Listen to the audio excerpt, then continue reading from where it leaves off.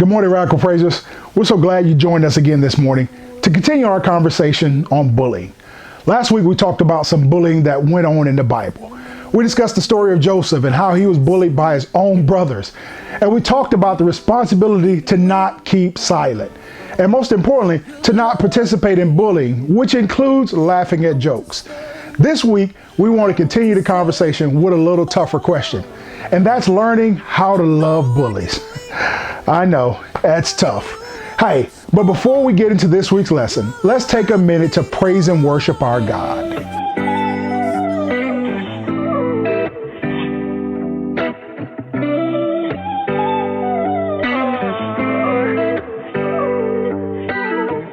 Everybody is becoming something. We're all becoming what we behold. Everybody wants to find their purpose. Everybody wants something more. 'Cause if I'm gonna be more of anything, I just wanna be more like you. If I'm gonna be more of anything, I just wanna be more like you. If I'm giving my all to anything, I'm giving my all to you. If I'm gonna be more of anything, I just wanna be more like you. Oh. Everybody's gonna worship something, but there's only one name I choose. So if you're looking for a life to move in, oh, here I am, Lord, I'm making room. If I'm gonna be more of anything, I just wanna be more like you. If I'm gonna be more of anything, I just wanna be more like you. If I'm giving my all to anything, I'm giving my all to you. If I'm gonna be more of anything, I just wanna be more like you. Just wanna be more, just wanna be more like you. I want all the peace, joy, love that you're giving. I am changed by your spirit. Peace, joy, love that you're giving. I am changed by your spirit. Peace, joy, love that you're giving. I am changed by your spirit. Peace, joy, love that you're giving. I am changed by your spirit. I just wanna be more like you. If I'm gonna be more of anything, I just wanna be more like you. If I'm giving my all to anything, I'm giving my all to you. If I'm gonna be more, wanna be more like you. Oh, peace, joy, love that you're giving. Wanna be more like you. Hey, have any one of you ever struggled with loving someone or something?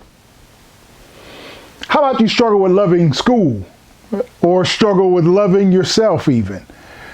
Maybe you struggle with loving that boy or girl who is always pointing out your flaws, always on your case about something, always being mean. Let's run that one back. How do you deal with someone who is always picking on you, always spreading rumors, always threatening you? What do you do when someone is bullying you? Wow. See, this is a tough one. On one hand, you don't like the emotional and sometimes even physical stuff that comes from being bullied. But you don't want to speak up because you don't want the bullying to continue or get worse. You don't want to get labeled as a rat or a snitch. See, bullying makes it hard to love. So what constitutes bullying? It's the intentional tormenting, upsetting in a physical, verbal, or psychological way. It can range from hitting, shoving, name calling, threats. and mocking to extorting money and possessions. Some kids bullied by shunning others and spreading rumors about them.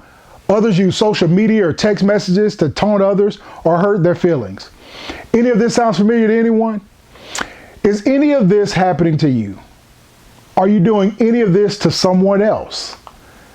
So how do we love like Jesus did while we are being bullied?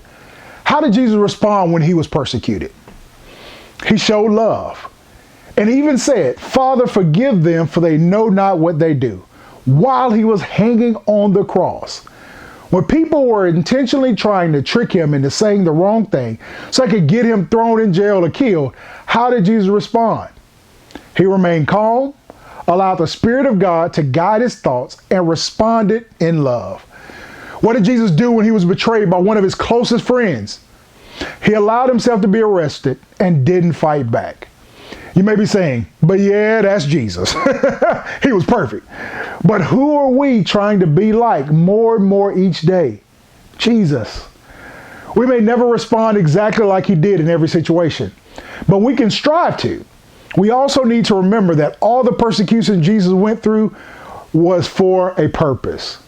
When we are bullied, it's not the same as the persecution Jesus went through. When we are bullied, it's not God's will. It's someone being mean or malicious, and it's not right. Bullying is wrong and needs to be stopped.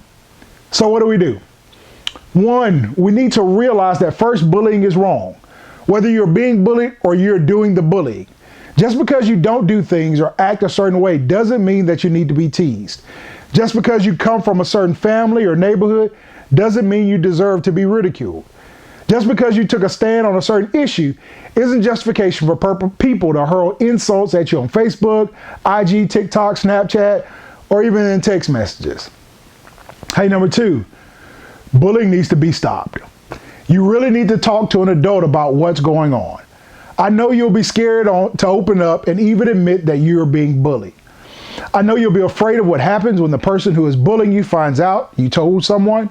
But too many people just hide from the fact that they're being bullied. And over time, it takes a toll on your emotional, mental, and sometimes physical. After telling an adult that you are being bullied, and they take the necessary actions against the person who is bullying you, where do you go from there? More than likely, you'll have the feeling that person who was bullying you, more than likely, you'll have feelings about the person who was bullying. So what's next? Hey, here's the tough part. Forgive and love. Let's see what Jesus has to say about forgiving and loving in Matthew, the 5th chapter, verses 43 and 44. I'll be reading from the Message Version Bible. You're familiar with the old written law, love your friend, and his unwritten companion, hate your enemy. I'm challenging that. I'm telling you to love your enemies. Let them bring out the best in you, not the worst. When someone gives you a hard time, respond with the energies of prayer, for then you are working out of the true selves and your God-created selves. Now, this won't happen overnight. I'll guarantee you that. There must be something inside of you that wants to forgive the person who bullied you. And every time you see that person and you get angry or feel ashamed again, you ask God for the power to forgive them. And again. And again. If you were the person who was doing the bullying, you need to ask for forgiveness as well from the person you were bullying. You need to be sympathetic to that person's hurts and feelings toward you.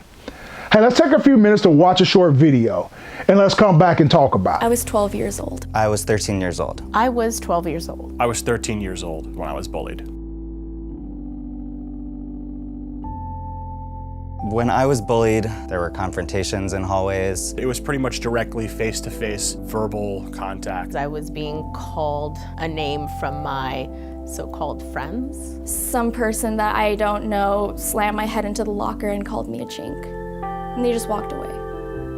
I was dealing with a lot of, acne problems. This guy, he would just call me pizza face in front of people. I was just walking through the cafeteria and someone called me a faggot. It was kind of like my whole body had chills and I didn't know what to do.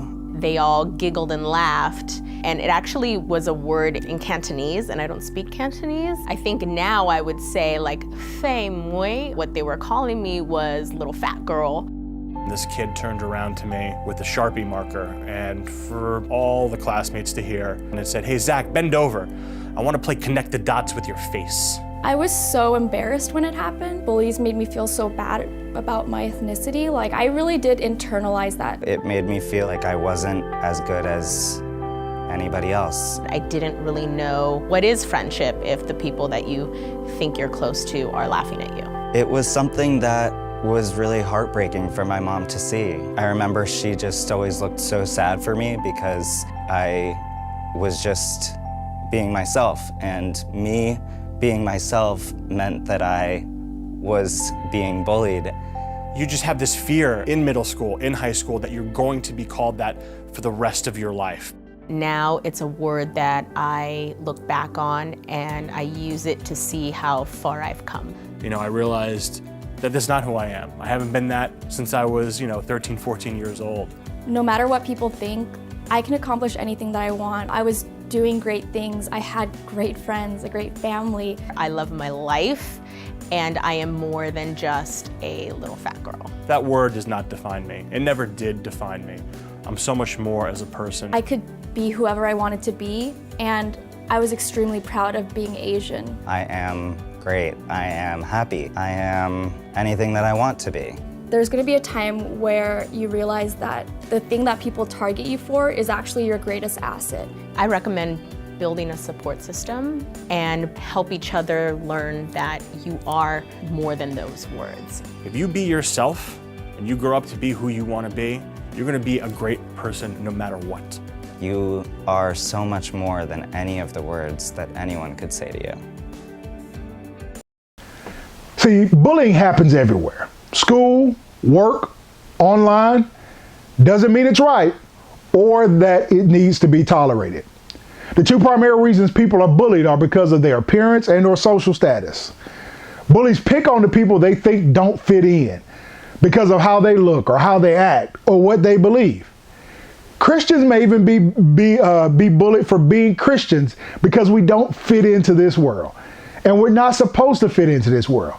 We can expect to be ridiculed or rejected for our faith. See, the bullies in your life may not always even be other teens. Some public school students have stated that their teachers bully them for their Christian beliefs. Apparently, once the teacher is aware of their beliefs, the teacher speaks to them in a "are you stupid" type of manner, verbally bullying. Many teachers openly state that their contrary beliefs strongly to that child in the classroom and attempts to bully them to accept what they believe. So bullying can come in many different shapes, forms, and even ages. So we must ensure that as the people of God, we must come to a place where we no longer treat people differently because of their culture, interest, or beliefs.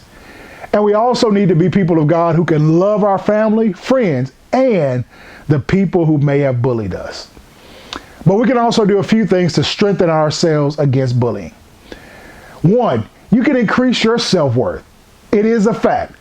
When we believe what others say about us, we put them in a position to determine our value and our self-worth. How can we know how valuable we are?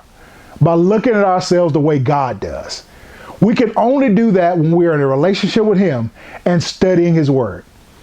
Jesus said, in a relationship with Him is the solution because it brings rest and peace.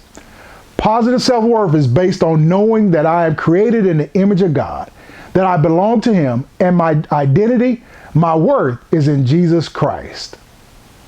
My value is not what the bullies or other people say that I am.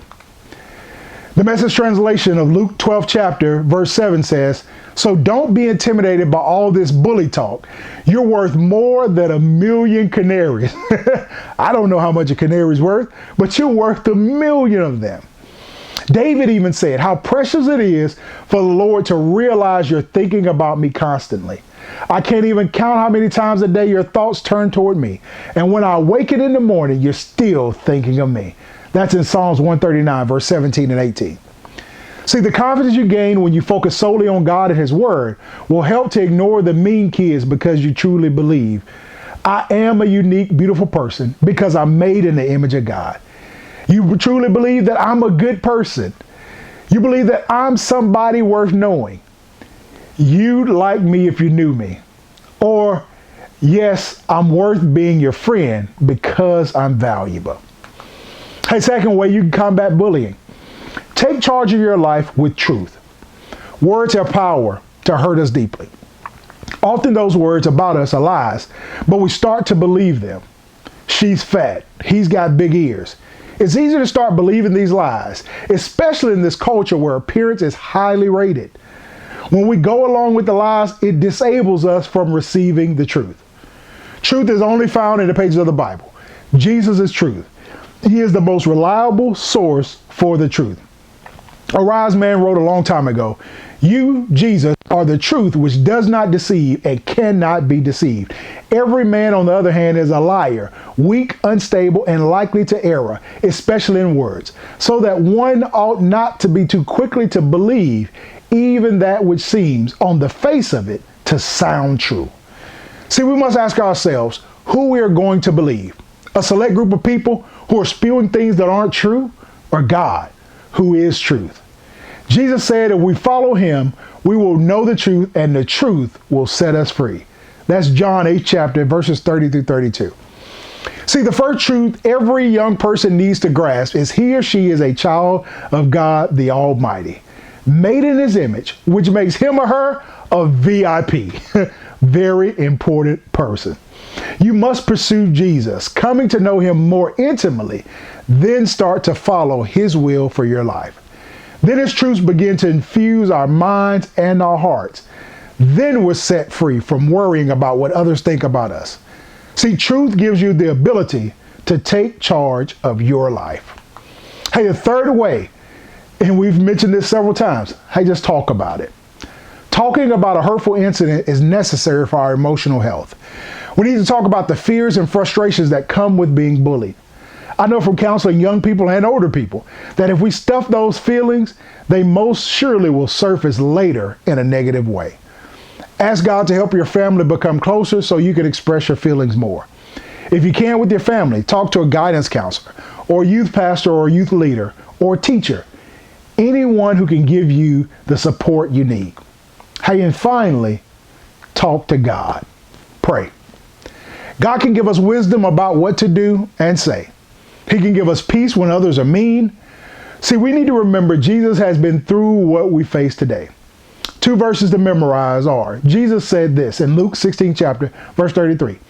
In this world you will have trouble, but take heart, I have overcome the world. Hey, and the second verse is very simple.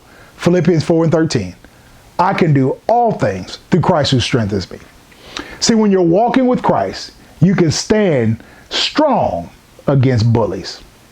We want bullies to see Jesus in us for 2 reasons. 1, they most likely will ignore us. But 2, and more importantly, we want them to say, I want what you have. See, this gives us an opportunity to talk about Jesus. Bullies must realize there's unconditional love for them out there as well. They don't have to put others down to be special to God or anyone else. Let us not forget, the bully, he too is made in the image of God. Hey, that's all the time we have for this week. Don't forget to join us next week for our monthly Zoom call.